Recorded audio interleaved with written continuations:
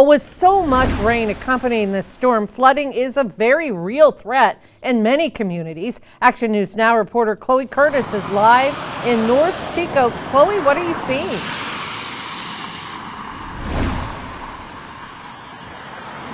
Yeah, Linda, today has been a very rainy day throughout the community, and in Chico at least, this is the first time all afternoon that I have seen the rain let up a little bit and the sun start to peek through the clouds here. I'm located just off of Eaton Road near the roundabout and Highway 99, and traffic's moving along just fine in this area. You can see the roadways are still pretty slick from all of the rain we've been seeing today. Still some pieces of debris in the road from trees and bushes nearby, but it is drying up a bit out here.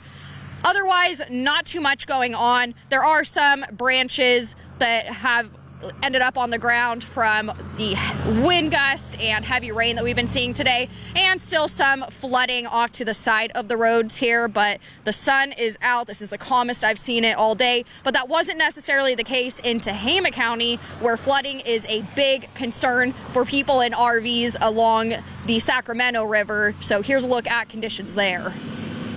River Lodge RV Fishing Resort is just along the Sacramento River here in Tehama County, and I'm going to step out of frame to show you how much floodwaters have come up since this morning. You can see this RV here in the distance. Good portion of it already underwater in today's storm. Now, I did speak with the man that lives inside of that RV about what his plans are for the rest of the day as this weather system continues to move through. Several other people here also preparing to evacuate. People living along the river here, no strangers to flooding every year. Steve McKinney lives in this RV. He plans to take his dog and get out. I'm going to leave. My kid's on the way to come pick me up, and everything's going to be all right. We're worried about the bus later. McKinney says the water came up quickly this morning. Hopefully it'll start dropping, because I want to get that thing out of here. Floodwaters creeping up on these two RVs as well. John Clark says he comes to the RV park every year to try and help owners get their RVs out before it's too late. I think after last year, they kind of had a little bit of a scare, and so they're more willing to go, because last year was terrible. Floodwaters have risen significantly since I've been here, and I've reported in this area in the past. This area where I'm standing is usually just dirt, but as you can see, more rain is starting to come down, and this area is just covered in water. Gusty winds and heavy rain taking over the park quickly.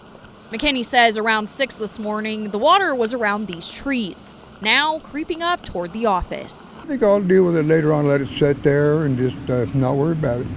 As for Clark, he plans to keep checking in with those staying behind and hope for the best. This is just kind of a way of life, helping everybody. I'm also originally from Paradise, so we know how to kind of help each other out. You know, natural disasters are getting more frequent, like how this is, and if everybody gives each other a helping hand, then it can all go a lot more smoothly. He even made sure I had a waterproof pair of boots to get me through my shift safely. As you can see, the rain is still coming down out here, and it will be for most of the day. The Tehama County Sheriff's Office and the CHP have both stopped by the park and talked to people living in those RVs by the water. They can't force them to evacuate at this point, but they are telling them to be extra careful and be ready to go at a moment's notice. And I was at the RV park for several hours today, and besides a 10-minute period, rain was just battering that area. As for Chico, we're only seeing a little bit of flooding here, but I'll check back in on conditions for you coming up at 5. Live in Chico, Chloe Curtis, Action News Now. Coverage you can count on. All right, thank you, Chloe.